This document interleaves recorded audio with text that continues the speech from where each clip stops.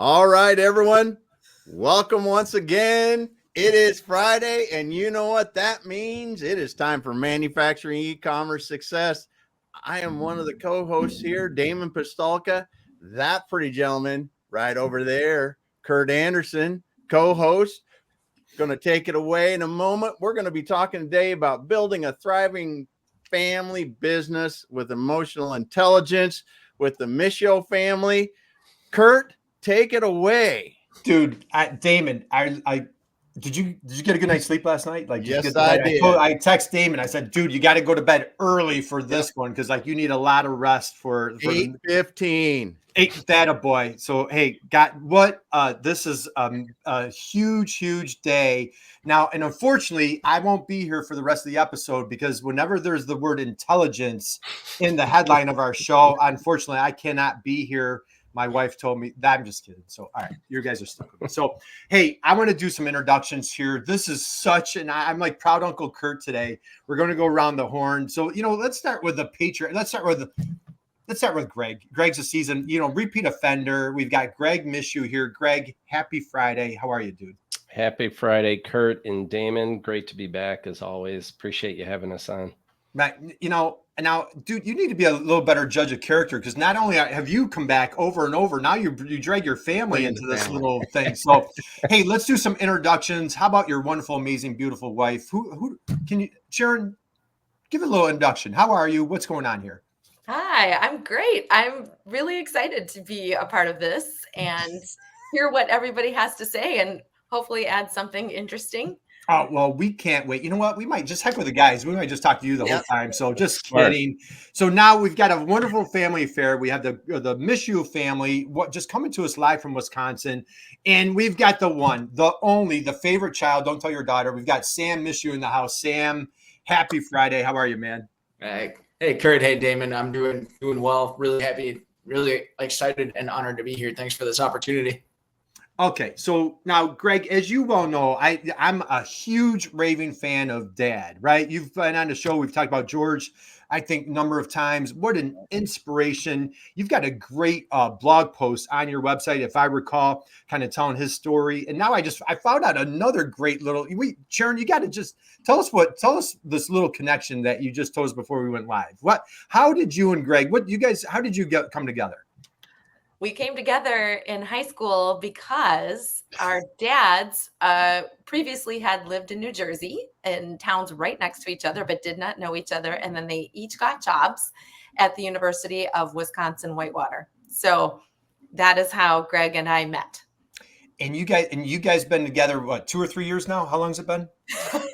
Well, 38 years since we started dating. Oh, man. 38 years. 38. 39. Actually, we just hit 39. 39. I was going to correct you there, Sharon. I was going to. No. Well, Greg, good man. You know better, right? Never correct in public, right? So all right, let's dive in. This is such an honor. You're out there. Drop us a note. Let us know you're there. First off. Secondly, do us a favor. Connect with Sharon, connect with Greg, connect with Sam on LinkedIn or whatever social media platform you're coming to us at. We would, trust me, there's a ton of valuable information. We're going to dive into family business. And I'll tell you, this is a great topic. We have not gone deep on this one, Damon. I can't wait to dive in. Greg, I'm going to come to you in 1 second, but I have this wonderful question that I love to ask, and that's how I know all about George. So Sharon, I've decided I'm going to hit you with it. Okay. Sharon, little girl growing up, now you got this Jersey thing going on. You got the Wisconsin. When you were a little girl growing up, before you met the wonderful, amazing, incredible Greg Mischio, who was your hero? Who was your hero when you were a little girl growing up? Ooh, that's a good question. I am an only child. So I think, honestly, both my parents were my heroes. Nice. We were a super, super close family, and my parents had me when they were a little bit older, so they were very, very involved. Yeah. And so, yeah, I would have to say my mom and my dad. All right, great. One of our favorite answers right there, Sharon. All right, if we were doing like that newlywed game, I'm gonna ask you. Do you know who Greg said? So we said George. As a matter of fact, I think I brought up George. Greg, you know what I'm talking about. Sharon, do you have any idea when I asked Greg, your husband, your favorite husband, who his hero was when he was growing up. Who do you think he said? Steve Austin. Oh, you were close. You were very close. Even by any chance, it was Steve Martin. So Steve Martin was a wild and crazy guy. So if you're, he's still around. So if you're a certain age, Google Steve Martin. Sam, how about the you, Netflix man? thing on him. It's What's awesome. that? There's a Netflix thing on Steve Martin that's great. Yeah, I just read about that. Oh, it's incredible. Hey, you just filled my weekend, Damon. Thank you. There you go. Hey, we've got a few people dropping comments. Yeah, we do. Let's get going here. We got Schuler here today. Hey, Greg. Hey, Schuler. Isiolula. Sorry, man. I'm sorry about that. We got Bruce stopping by. We got Jason in the house. Ooh, go UWW. Stepson goes there. That's cool. Cool. And then we got Samuel stopping in. Stone cold. Yeah, love it. Awesome. Absolutely love it. So, all right, guys, let's dive in. Sam, how about I'm going to throw this at you. I'm putting you on the spot because mom and dad are here. Little guy growing up in the great state of Wisconsin. Who was your hero? It's a good question, honestly. I would say there was maybe a time growing up, but this answer has actually developed as I've gotten older. I've had a hero in so many facets of my life. Obviously, home life, mom and dad, model everything I do after them and how I'm trying to build my own adult career now. And with I would say athletics, can't look too far. JJ Watt, he's just like 30. He grew up about 30 minutes from where I'm living right now. He's not only just an insane athlete, but his work ethic is borderline maniacal. And that's something I've tried to take not only in athletics of my own, but then also professional career as well. I would say professionalism and just kind of like there's I would throw Nick Saban out there. Actually, I know a lot of people don't like Nick, but I've had the pleasure of seeing him present at an event, and the wisdom he shared in the span of like an hour changed my life. I use it on a daily basis. And in between, I mean, the sideline rants are one thing, but he's gotten pretty wise in his old age, and he has shared a lot of that wisdom with the world, and it's made a really big difference in my life. So I'll cut it off there. There's a lot more to answer that question. Man, phenomenal answer. And just, hey, you must have really good parents because those were great answers. So, the Watt brothers, go out and buy a box of Wheaties. I think they're hanging out in the box of Wheaties. They must have done something right. And Nick Saban, whether, if you're a Bama supporter or not, what Nick Saban has done, hands down, greatest college coach, whether unarguably, bar none. So, all right, two great answers. What an inspiration so far. No doubt, man. No doubt. Okay. Hey, we got Dale here today, Damon. He says, go team Mischio. How about that one? Oh, yeah. Yeah. Hey, Dale's. Thanks Dale. for coming by today. All right. So, hey, let us know you're out there. Drop us a note. Give us a big hello. Connect with the Mischio family on LinkedIn. Please do. You'll thank us later. Greg, I'm going to start with you. Winbound. We're here to talk about family business. And man, Sharon, I cannot wait to dig into your expertise. Let's start here. Just share a little bit. I'm going to lay the foundation. Who and what is Winbound? How do you and your team make the world a better place? Right. So we are a digital marketing agency. We specialize in manufacturers. We create content and then use marketing to distribute the content to different channels. Work specifically really well with small 1 to 2 person marketing teams or companies, manufacturers that don't have a marketing team at all. And we usually work with manufacturers that are sales-driven organizations. We like to say we create this content to make a digital twin of their sales team and help people get to know them, like them, and trust them. Well, dude, in my world, you are the king of know, like, trust. You introduced that term. I shamelessly use that. And we reference you, Damon. We always reference our friend Greg when we do that, right? Don't we? Yeah, so many things. I think we do. I don't know. Do we owe him royalty for that? I don't know. We probably owe him something, right? Hey, like all smart marketers, I ripped it off from somebody else. Yeah, I didn't even know that. So I borrowed it from you. So, but anyway, you mentioned that was my next question. You mentioned the word 2 words. I guess it is 2 words, right? Digital twin. Can you please share with folks what curious minds want to know? What do you mean by this digital twin? What is that? Yeah, that we have to be careful in the manufacturing world because there's so many engineers and engineer minds. And so they go to the literal interpretation of that, but it's more of an analogy or a metaphor. What we're trying to do is, because people, I think up to 60 to 70% of the customer journey occurs before a meaningful interaction with the sales team.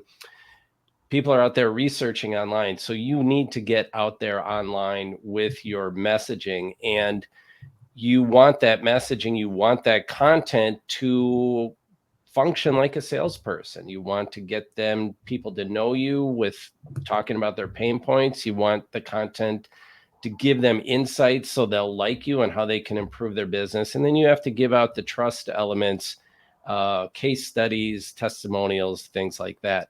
Now, you should have just asked Sharon all of this, because she can recite this from memory from hearing me go through this spiel in car rides and on the phone. So, but that is essentially what we mean with the digital twin. So we're not literally replacing the salesperson, or creating some kind of AI bot. It's your content is functioning like a salesperson. Do I have that right, Sharon? Absolutely. Very good. Awesome. Hey, that's fantastic. And so, Sharon, as a matter of fact, I'm going to tie in. So I'm going to dig into your background. But before I go there, so Greg just kind of hit it on the head. You know, you've heard his pitch over and over. For spouses out there, what's it like being married to an entrepreneur? Yeah, it's really interesting. There's a lot of ups and downs. And I think, over the years, I think the older you get to, you understand that the highest of the highs aren't going to stay there, but also the lowest of the lows aren't going to stay there. And you are able to deal with that a lot better the more experience that you have. So it definitely takes patience. It takes, one day it's like, this is it. I think I need to do something else. And then the next day it's like, this is the best thing ever, So you just kind of get used to that and you ask questions. And I'm really glad that I have a background in coaching because it has really come in handy. Greg, it must be very convenient being married to a coach, right? Especially one that works on emotional intelligence. Sharon, we might have to talk offline, but yeah. So all right, let's slide over here. Sam is a young guy growing up. We talked about your heroes if you're just joining us. So obviously looked up to mom and dad. You grew up, dad is an entrepreneur. What was it like as a son growing up with an entrepreneurial father? There was I learned a lot. There were actually a lot of breakfast conversations are what jump out to me the most, especially when I was coming up through like elementary and middle school. Dad would often tell Anna and me over eggs in the morning, like what was going on. If he was writing an article, I remember looking over the Winbound logo when Winbound was first getting launched. Dad asked my input to help pick the color of orange that we would choose for the logo.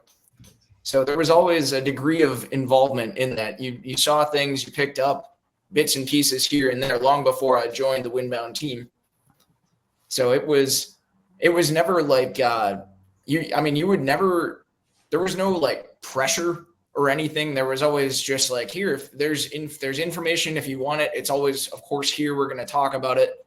You'll pick up interesting bits and pieces as you get older. And it just organically kind of seeped in as we went through. It was really nice. Well, I love it. Damon, hey, we've got Captain Curt dropped a couple comments. Yeah, I know he did. He said, first one, he said, no respect and trust. There we go. And then he's like, no digital clones. He loves that part about it. Then we've got another comment here. I've wondered this for years about the digital twin. He said, the digital twin revealed.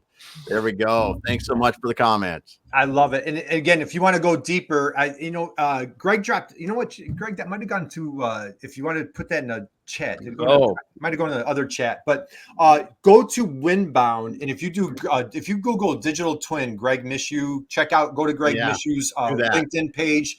Go to Winbound. And one thing that I love about Winbound, there's a lot of marketers, Damon, I don't know if maybe I'm guilty of it, but we call it the cobbler's kids with no shoes. You go to Winbound, there is a ton. He's the marketer that has a wealth of information on his website, blogs like crazy. And one thing that I really love and admire that you do, Greg, is like you're always shining light on other people, even competitors, other people in marketing. You do an amazing job. But if you're looking for some B2B marketing expertise, go to Winbound, and there's just a ton of information. Greg, let's come back to you. Damon, go ahead. We got a great question here from Dale, and we can get this answered while we're going in there. Shame on me, right? If I missed it, what was the moment of inspiration for the name Winbound? Dale asks. Yeah, it actually, in retrospect, the name did not pass the radio test. So if you're an entrepreneur and you're starting your company, think of the radio test. Can you say your name and somebody could hear it on the radio and be able to spell it correctly? Well, I should have done that because everybody says Windbound. I have to spell the thing out whenever I'm talking to vendors or whoever. It's kind of a nightmare, but it actually started with, because we do inbound marketing. Content marketing is sometimes called inbound marketing. You're bringing content that brings people to the site. And then when we initially started out, and we still do this, we did conversion testing. So not only were we going to bring people to the site, but we were going to do conversion testing on the website. So you would get the win, with your inbound. So yeah, actually, again, I was talking with a friend about this, and he brainstormed the idea. And again, like a good marketer, I ripped it right off, and that's where it came from. So you know what, Greg, I think I love the name, and I love what I usually hear you say is, hey, when you team up with the Mischios, you are bound to win. So again, win bound. I personally, I think it passes the radio test. I love it. Okay. Great name. So I want to tie in with Sharon made a comment.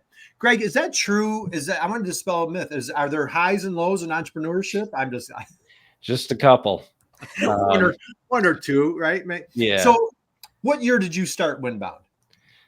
This is actually our 10th year. Our 10th year. Okay. Yeah. Wow. So just what I want to do, I want to chime in again. We're here to talk about family business with emotional intelligence, which is way out of my league, but just share a little bit like the 10-year journey. How have you grown? How have you become more seasoned? If I could use the word mature, how have you grown as an entrepreneur? Yeah.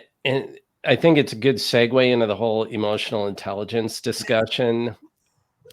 I started out with no real ambition to be an agency owner. I just thought it was a great opportunity. I had a lot of writer friends who were always looking for work, and we were getting clients and we needed great writers, and I liked working with writers. So I'm like, oh, heck, we'll try this agency and we'll try and build this.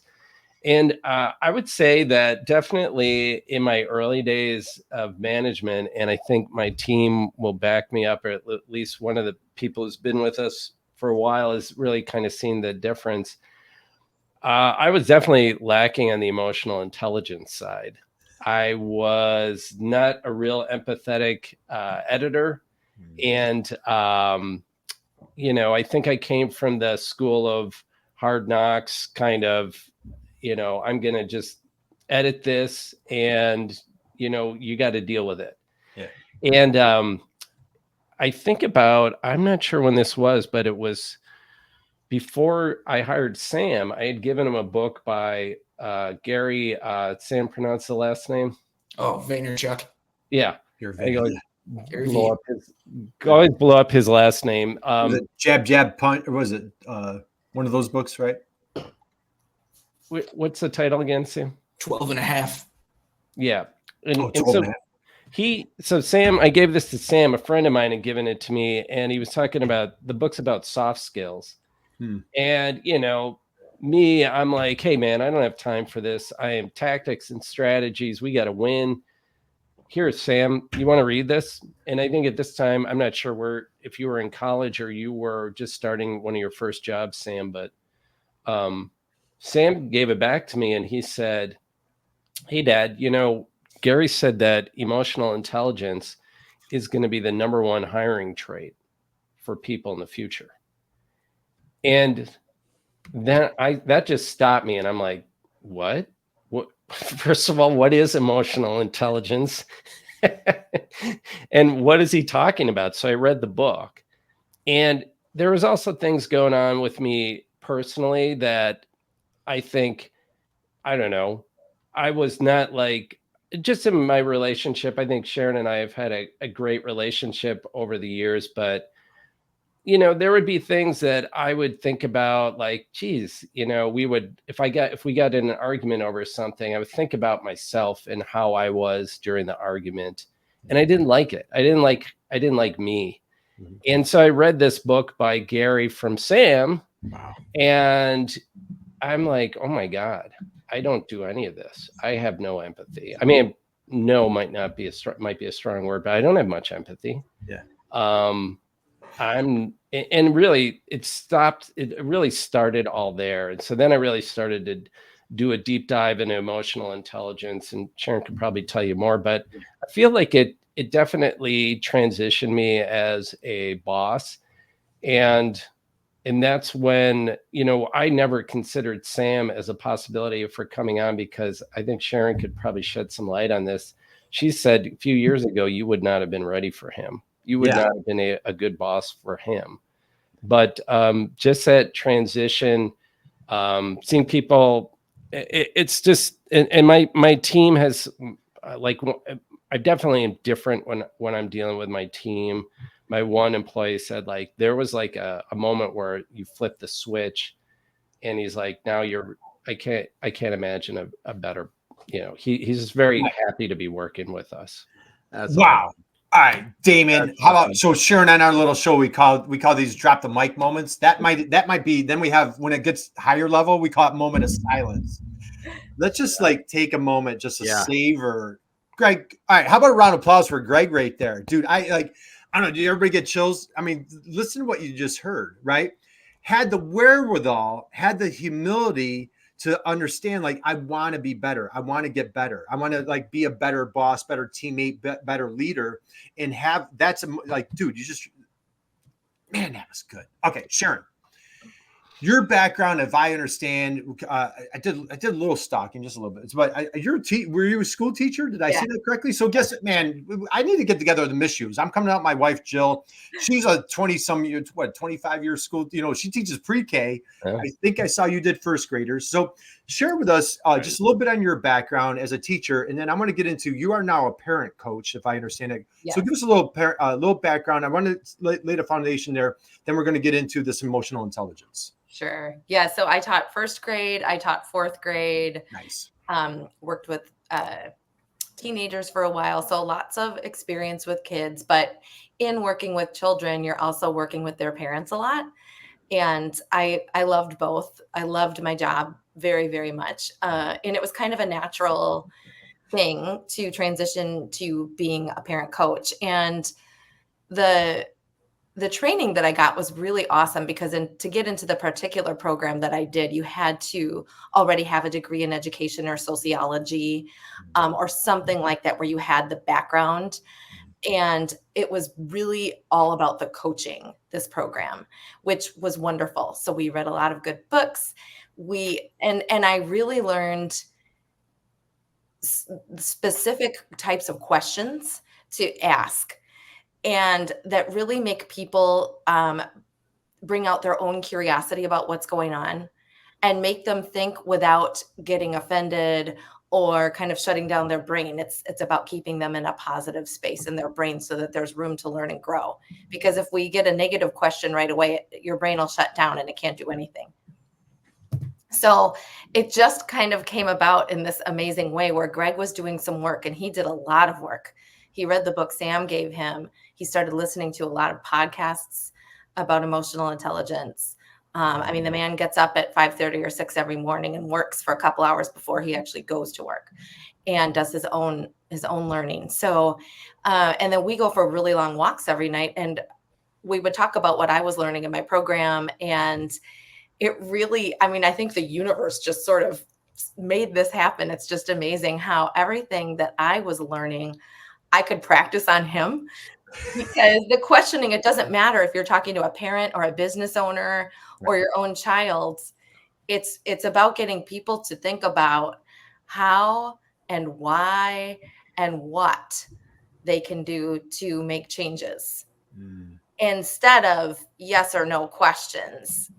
Did you screw up? Yes. Well, that's probably not going to get anybody anywhere. So, really getting curious and talking about, I wonder what happened. can you tell me more about what you were thinking when something went wrong? And so I listen to him do it now with not only his, people that are working, with it, for Winbound, but also the clients. Right. It works that way too. So it's pretty powerful. Right. So just empowering yourself with different tools, different mechanisms to, again, like healthier communication, better relationship, better understanding. And I think, Greg, I don't know if you use this word, but, a little bit more selflessness and less selfishness, if I'm understanding that correctly. Damon, there's a question here that Rock LaManna. Rock, happy Friday, dude. He's got a question. Rock. Hey, Rock. Who are Greg's heroes to inspire him to have the grit to the risk to be an entrepreneur, take the risk to be an entrepreneur, first of all, and also why ask Sam to suffer and sacrifice? It's a good question. The grit, Rock is a great friend, and Rock and I've ghostwritten Rock's book, which is truly, I think, an amazing story called They Named You Right. And Rock is very inspirational. I've known Rock for years. He's a real inspiration in terms of grit and getting in there and taking the punches and getting back up. He's gone through the whole roller coaster ride. So I think, just inspiration wise for grit is just seeing so many people get out there and win and lose and get back up. We always say the only way you lose is to quit. And so I've seen so many people get in there and fight it out. And in terms of asking Sam to sacrifice and I forget what the other word was there, but I'll let Sam answer that.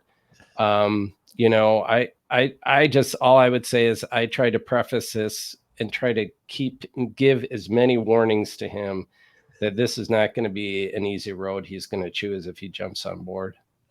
So let's go there. So Rock, thank you for the question there. Rock. That is awesome. And Rock, I encourage you, if you don't mind, drop your book in the chat. I'd love for everybody to get a inspiring story in here. Yeah. Drop in the chat. Everybody grab Rock's book. Greg was a big part of it, right? It's Ghost Man. Damon, like the many Very talents of Greg Mischio. Sharon, how did you hit the lotto? My goodness gracious. So, all right, let's slide over to Sam. Okay, let's back up there. Greg hit the lotto. Thank you. Thank you. I stand corrected. I told you I probably shouldn't be on this episode. There's intelligence. I keep seeing that word intelligence. I'm like, why am I on this? All right, Sam, let's go here, my friend. So, hey, I've had the honor and privilege. I got to hang out with the Mischios in Austin, Texas. This, one of the highlights of 2024. Sam, just share a little bit your background. What were you doing previously to joining Winbound? And just walk us through. So say there's a next generation, we need this next generation coming into, whether you guys like, you definitely like it. You're part of manufacturing, right? We need young, energetic, passion, the skills, the talent that you bring to manufacturing. What were you doing before, and what inspired you to jump on board at Winbound? So prior to joining Winbound, I was working for the headquarters of a sales and marketing fraternity that I was a part of during college. Nice.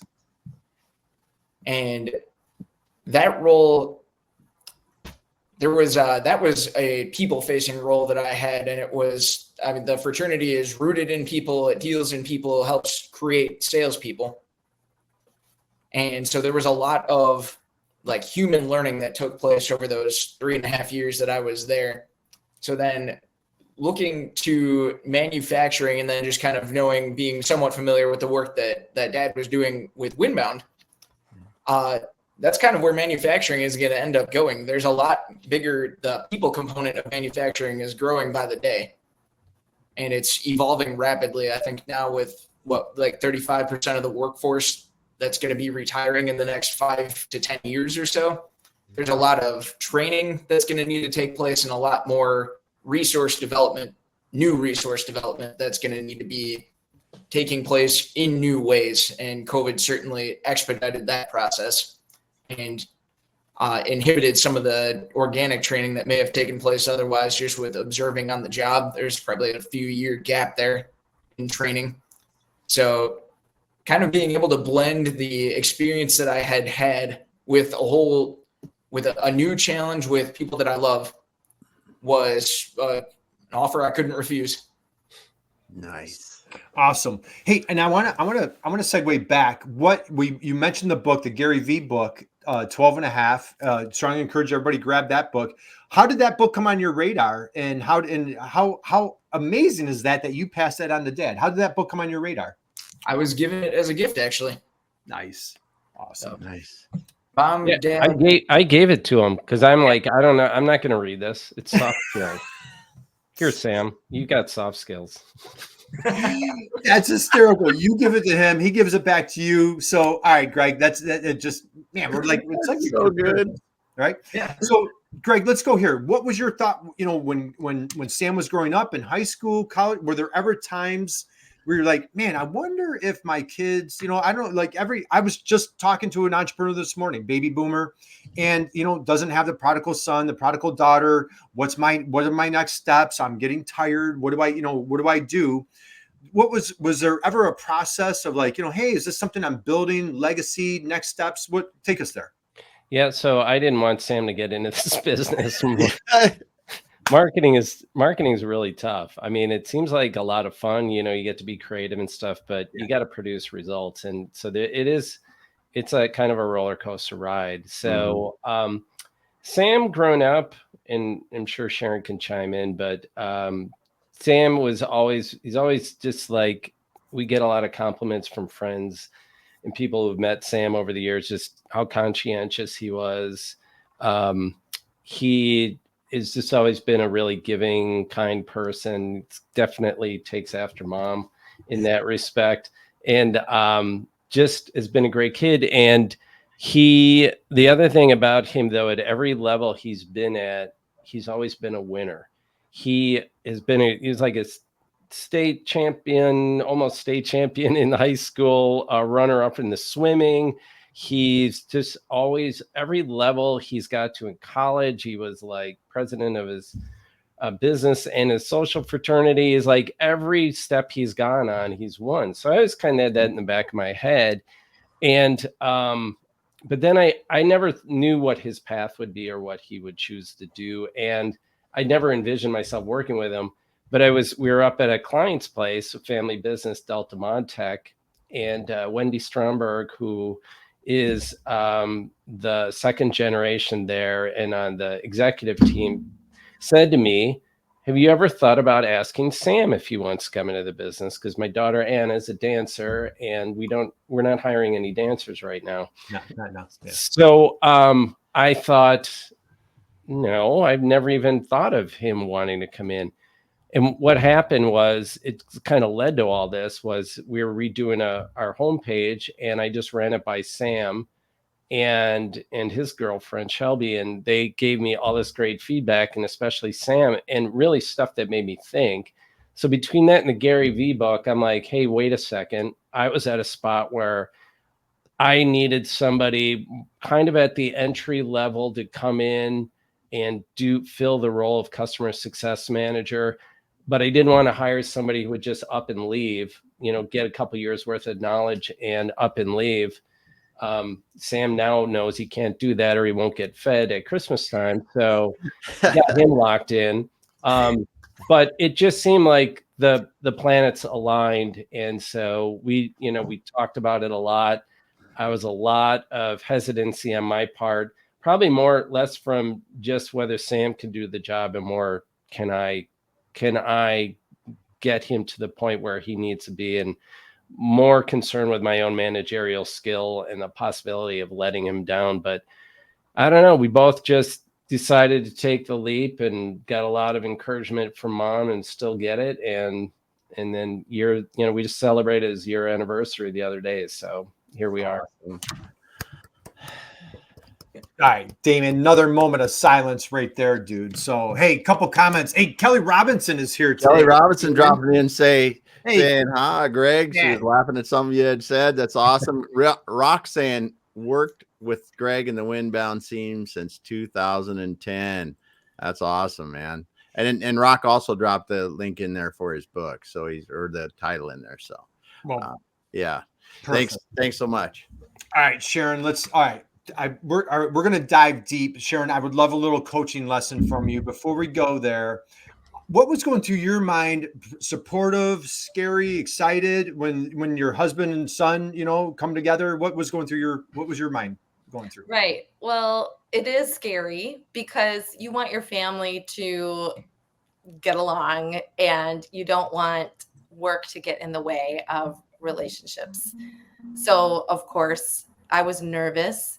I was also really excited because Greg was on this journey already by the time he decided to hire Sam. And so I knew, Sam has always had so much emotional intelligence. Greg and I would joke, like, how did we get this child who's like so much better than we are? Like, really, like he is so good.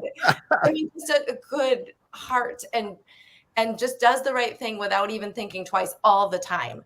And so, it just seemed right. It just seemed like the right opportunity. And so many things have presented themselves that, have made us not doubt it ever since. And just listening to them talk through things when I'm, our condo's pretty open, so I can hear conversations a lot. And it's really cool to hear them hash through when things go wrong, because of course they do.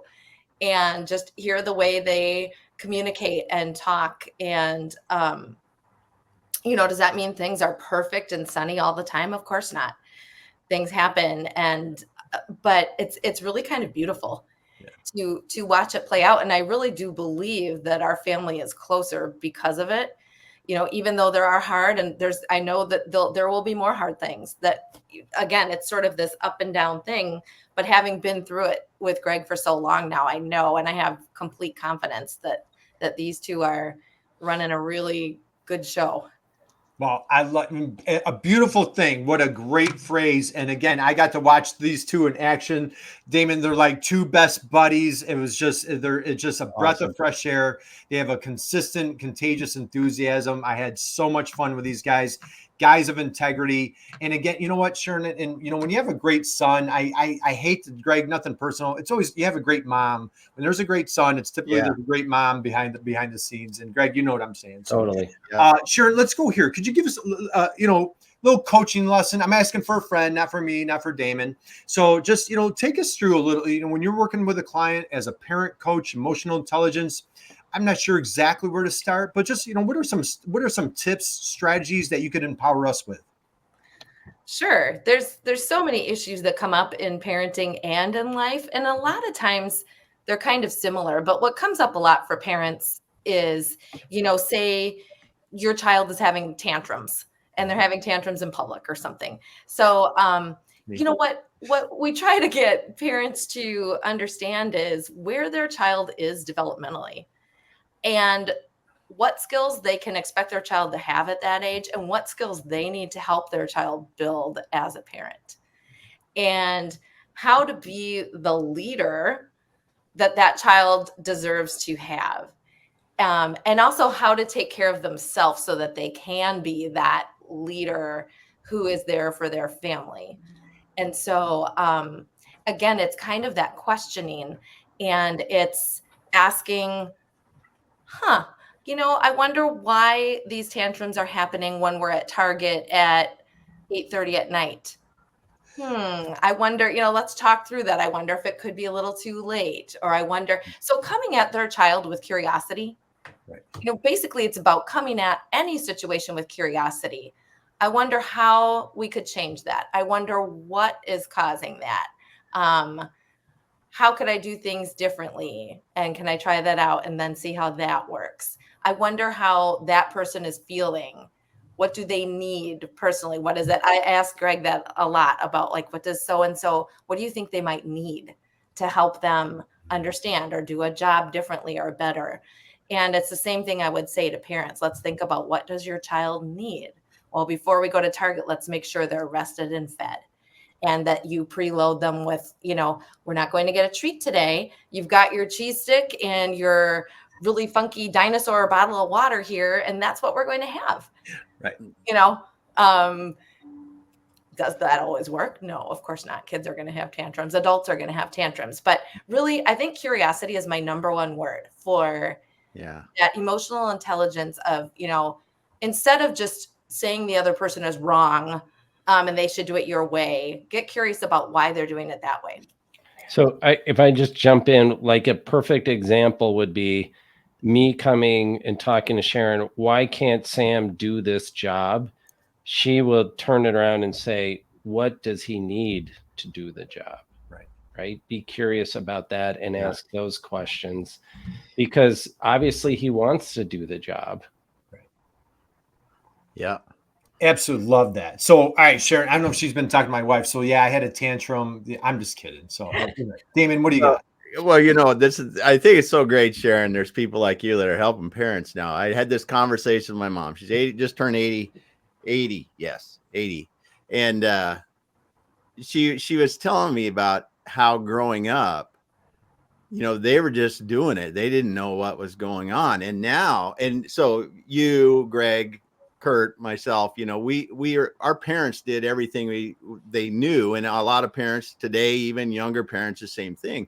But you're helping them understand different ways of being more encouraging, and the emotional intelligence part of that is really understanding how to help people, because that's how we get raise better kids, have happier lives, and all the things that happen. I'm just so appreciative to hear this, and that curiosity is just right at the heart of it all. And what you said, Greg, too, is I think in a lot of us that have gotten to that point or trying to get to that point, now we look at things as, why the heck wasn't that get done the way it's like, what didn't I do? Mm-hmm. What didn't I do? How did I not help them? And when leaders embrace that, the organizational culture changes, the way people treat each other changes, and it's such a great thing. But not to get past, thank you, Sharon, for what you do. Yeah, awesome. What an admirable career that you've chosen. And hey, Damon, we got another comment from Captain Curt here. Yeah, he's talking about after having worked at my dad's manufacturing company during college summer breaks, he kind of wanted to get a return on my investment in my college education. And was at the front of the line, inviting me to join the company. It became a way he developed a common purpose, even though we had often had different ways of doing things. That's awesome. Yeah. And then Captain Kirk said this too: get curious to understand first is a key aspect of emotional intelligence. And it really is. It's foundational to it. Yeah. What a powerful tool of that, how you're enabling people, Sharon, to better understand, and it could be, 55-year-old, could be whatever age, I'm a little bit hungry. I'm a little bit tired. I'm a little bit cranky. So it wasn't necessarily how, something happened hours ago. It just came out in that moment. I love that. I know, gosh, Damon, this is like flying by. I know we need to start winding down. Sam, I'm going to go here for a minute. Okay. So you're coming into a company that's been established for 10 years, it's the owner's son, right? The boss's son. How do you apply emotional intelligence, navigating with coworkers, teammates, dad, boss? Like how are you applying these tools? Gosh, how am I applying these tools? Well, I get a lot of practice. I do it everything that I do every day. I try and weave emotional intelligence in there. I try to be conscious of the tone of all of my communications, understanding that no matter I come in with the label of the boss's son. So I'm conscious of that. And I understand that people will see that before they see or get to know me. So I try and take I try and communicate it as much as I can that, hey, I am here to learn. I ask questions as well. I try not to lead with any sort of thing like acting like I, for some reason, would know something that they weren't. I try and keep experience at the forefront, help me understand this, and stick to fact as much as possible, fact and things that are universally known. So just really trying to come in and be a supporter as much as I possibly can, knowing that, and we see it gets amplified quite a bit too. I don't ever want it to turn into a situation where where I could be viewed with a toxic nepotism label attached to me. I've taken that on as like a challenge. Like I never want that attached to me. So kind of understanding that people, if they get an opportunity, they will look at me like that. So really trying to be omnipresent in combating that is how I kind of approach my work every day. Man, Damon. It's like our third moment of silence right there. Greg, all right, what's the secret, Greg and Sharon? How do you raise such a wonderful, amazing, bright, mature, list goes on. It's all, we're giving all the credit to Sharon. Greg, you're passing a buck. So you're very modest, but Greg, it kind of runs in your DNA. It goes to George and I go, you're passing it, but I commend both you guys. Let's start. I know we're coming into time. Let's start winding down. Greg, any thoughts, words of wisdom from an entrepreneur standpoint, family, business, any parting words of wisdom that you'd want to share with folks, strategies, tips that you want to leave us with? Well, I would say 3 things. One, our core value at Winbound now is empathy, and that's it. Empathy. So many things can come, good things come from that. Integrity, honesty, all the other things. It's got to start there. That's our core value, that and that alone. 2, if you're out there and you're looking for a coach, I think what Sharon has learned, and I've gleaned from her, as now that she's a parent coach, I've heard her work with like up to 10 different parents, and they've all had amazing transformations.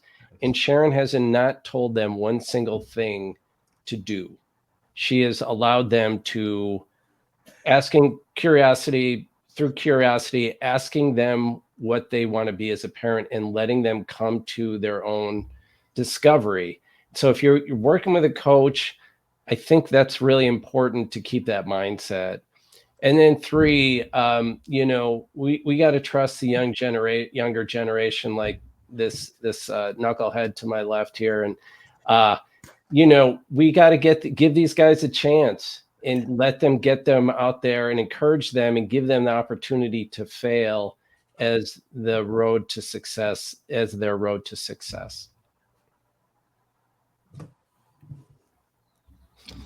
We're just savoring that one, Greg. And I'll tell you, for as modest and humble as Greg is, what he just makes everybody around him better, man. It's just iron sharpens iron. You hang out with Greg, Mischio, you just become a better person. Sharon, Damon, do we have another comment or question here? Yeah, we do. It says, okay, this Dalet's got a question for Sharon. How do you manage the challenging situation when your husband imposes an opinion and son wants to do the work in their own way, as sometimes the ego come in between and people don't see really which is the best way to do the job? Wow. So dad says one thing, son wants to do it another way. How do you help them see it together? Right. And I don't know if they're talking about a family business or if they're talking, because my answer might be, I guess it could be both, right? Could be business, both, or maybe a sporting event, right? So it takes a lot of talking and listening. The thing about when you're coaching someone is you find out their unique family dynamic and their unique situation. Yeah. So sometimes a question like that is really hard to answer unless you know a few other little details. And, my biggest thing I try to tell parents is give your child some autonomy. They might fail, but they're also going to learn a lot more from that, unless it's autonomy where they could be killed or something. Like we're not going to let our 2-year-old cross the street, but your kid can choose to wear a coat or not a coat.